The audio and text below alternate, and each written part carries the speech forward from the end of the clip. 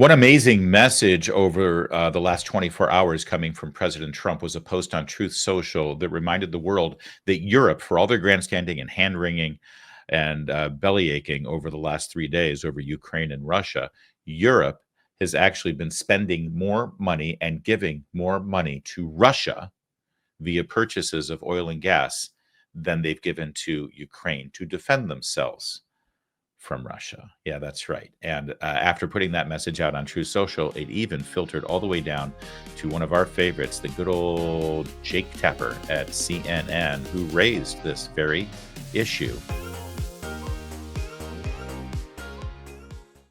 He seems shocked by this reality. Watch. Europeans were actually buying more Russian oil and gas than they were helping Ukraine in terms of the aid. So in some ways, the Europeans are funding both sides in this war. No, not in some ways, in every legitimate way. Trump's been saying this since 2018. You guys keep buying Russian oil and gas. You're giving him money to pay for those tanks and fund his incursions. And, oh, by the way, let's add to this. Joe Biden stopping the Keystone Pipeline, stopping further exploration and drilling of domestic oil and gas. That rose the price of oil and gas on the international markets, which actually made Putin wealthier so that he could buy more tanks and munitions for his incursions. You know, if we drill and we're energy independent, as we were in January of 2021 before Biden took over, the price of oil and gas on the international market was quite reasonable. Putin became rich, even more rich overnight. His country became overnight rich as soon as Biden instituted his policies that drove the prices up. You can see it at your own gas pump. So that is what paid for all of those tanks. You drive the price of gas and oil down, you make the U.S. energy independent, where we don't need to get any of our oil and gas from international foreign countries, and suddenly Putin has no money left. You wean Europe from buying their gas and oil from Russia, and instead they get their gas and oil from us. Well, here was Donald Trump saying exactly that in 2018 at the United Nations. Pay close attention to the delegation from Germany and their reaction. Germany will become totally dependent on Russian energy if it does not immediately change course. Here in the Western Hemisphere, we are committed to maintaining our independence from the encroachment of expansionist foreign powers. Yeah, they were laughing at him. And then later in the year, Trump had a meeting in Brussels with NATO. That's what you're seeing right now. There's Secretary of State at the time, Mike Pompeo, sitting with him, where he raised the fact that, hold on a minute. You'll see what he has to say. Well, let's watch him say it, and then I'll give you my commentary, okay? Yeah, I'm trying to get better at that. I have to say, I think it's very sad when Germany makes a massive oil and gas deal with Russia, where you're supposed to be guarding against Russia, and Germany goes out and pays billions and billions of dollars a year to Russia. So we're protecting Germany, we're protecting France, we're protecting all of these countries. And then numerous of the countries go out and make a pipeline deal with Russia, where they're paying billions of dollars into the coffers of Russia. So we're supposed to protect you against Russia, but they're paying billions of dollars to Russia. And I think that's very inappropriate. And the former chancellor of Germany is the head of the pipeline company that's supplying the gas.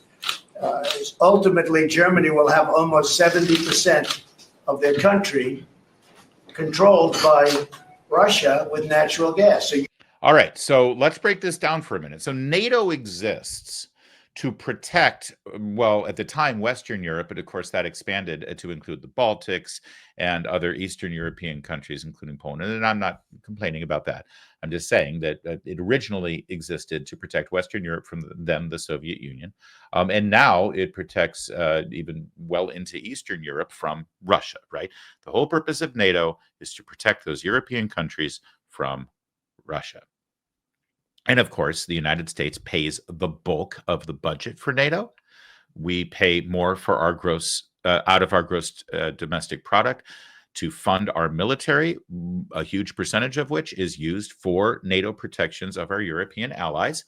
And Europe, of course, they don't even meet the threshold of their minimum requirements of percentage of gross domestic product to pay for the military. Why? Well, because they like giving all of their employees, 6 weeks paid vacation, and they like their beautiful museums, and they like their free health care. And if you're paying for all that stuff, you don't have enough money to pay for soldiers and tanks and planes. And who cares anyway? Because America will take care of it for us.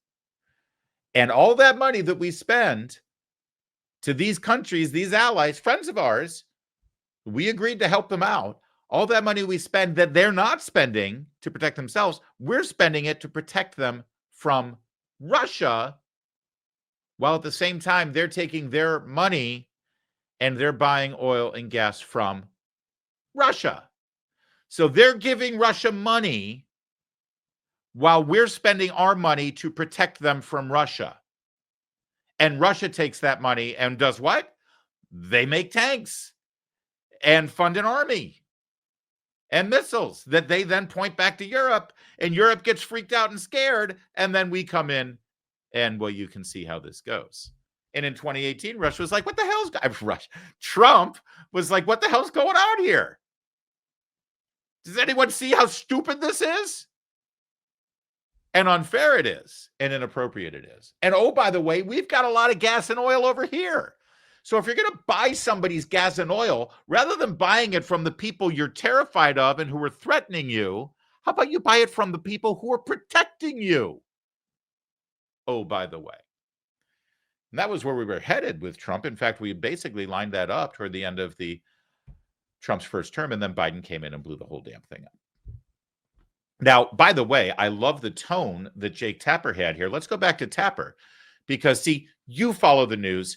You were plugged in on the first Trump administration. You didn't spend all your time obsessed with Russian collusion and that Trump had the election stolen for him from Vladimir Putin and he's really an asset of the Russians and all that. No. You were actually following news and events. Jake Tapper apparently wasn't. Jake Tapper was the former, right? He was focused on Russian collusion. That's all he looked at. He didn't actually see what was going on in the headline. So listen to how shocked he seems to learn that Europe was spending all this money on Russian gas. That Europeans were actually buying more Russian oil and gas than they were helping Ukraine in terms of the aid. So in some ways, the Europeans are funding both sides in this war. Yeah. So, Jake, I know that you're a newsman, but maybe you should spend a little bit of time actually reading the news and following current events, because the rest of us already knew all of that. But I'm glad you're back up to speed now.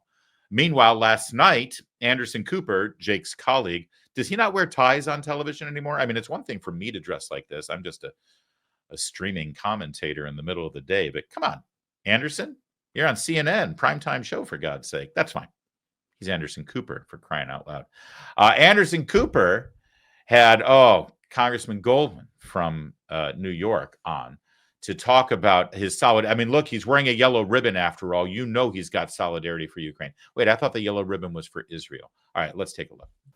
Sadly, I'm not surprised and fully expected it as a child who is basically leading the leader of the free world through petulant insults and personal grievances. First of all, I don't know what Donald Trump expects President Zelensky to thank him for. He certainly should thank President Biden, which he has done over and over again, and he should thank Congress, which he has done over and over again, because we are the only two entities that have actually provided support and funding for Ukraine. Donald Trump instead is calling Zelensky a dictator, is saying that Ukraine started this war, is now stopping offensive cyber security attacks on Russia. What happened to peace through strength, Anderson? I thought here he is saying we're not going to give Ukraine aid, which would show strength, and he's not putting pressure on Russia through the cyber warfare.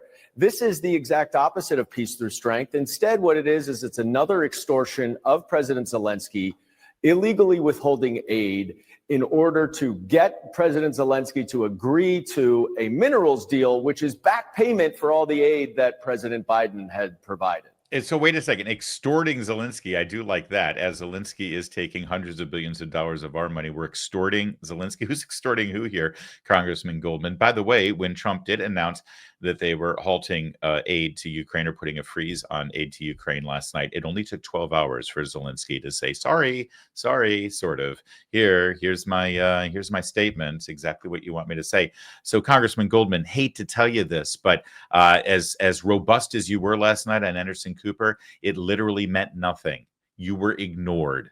Zelensky actually did thank President Trump as well. He should have, for the Javelin missiles from his first game. The West Coast version of Dan Goldman, by the way, is this guy, Eric Swalwell. Let's see if he's flatulent or not. Also on CNN. Was this, yes, Jeffrey? If you look around the world, our biggest economic enemy is China.